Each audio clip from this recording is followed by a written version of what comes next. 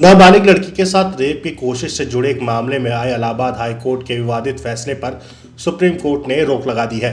जजों ने फैसले को असंवेदनशील कहा। सुप्रीम कोर्ट ने स्वयं संज्ञान लेते हुए यह सुनवाई शुरू की है। कोर्ट ने मामले से जुड़े पक्षों, यूपी सरकार और केंद्र सरकार को नोटिस जारी किया है। 17 मार्च को आए इस फैसले में हाई कोर्ट ने कहा था कि पीड़ित को खींचकर पुलिया के नीचे ले जाना, उसकी ब्रेस्ट को पकड़ना और पजामे के डोर को तोड़ना रेप की कोशिश नहीं कहलाएगा।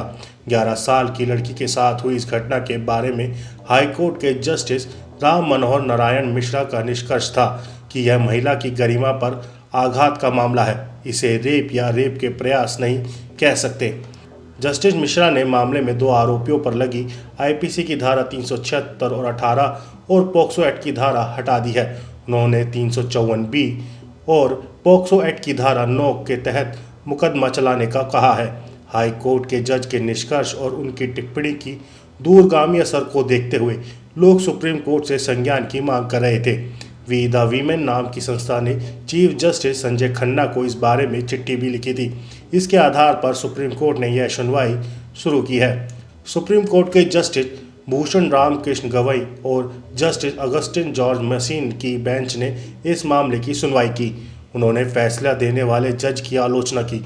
जजों ने कहा कि वह आमतौर पर किसी हाईकोर्ट के जज के बारे में टिप्पणी नहीं करते हैं, लेकिन इस मामले में बहुत पीड़ा के साथ उन्हें कहना पड़ रहा है कि जज का रवैया असंवेदनशील था। सुनवाई में मौजूद सॉलिसिटर जनरल तुषार मेहता ने कहा कि कुछ फैसले ऐसे होते हैं कि उन पर रोक लगाना जरूरी हो जाता है।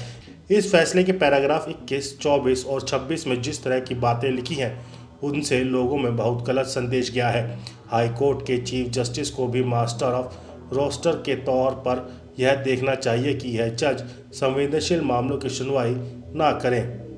जजों ने कहा कि इस मामले में फैसला अचानक नहीं आया था। हाई कोर्ट जज ने 4 महीने सुरक्षित रखने के बाद फैसला दिया, यानी पूरे विचार के बाद फैसला दिया गया है। फैसले में कही गई बातें कानून की दृष्टि से गलत और अमानवीय लगती हैं। ऐसे में हम इस फैसले पर रोक लगा रहे हैं और सभी पक्षों को नोटिस जारी कर रहे हैं। आप इस खबर के बारे में क्या सोचते हैं, हमें कमेंट सेक्शन में बताएं। साथ ही ब्रह्मास्त्र न्यूज़ को सब्सक्राइब और शेयर भी ज़रूर करें।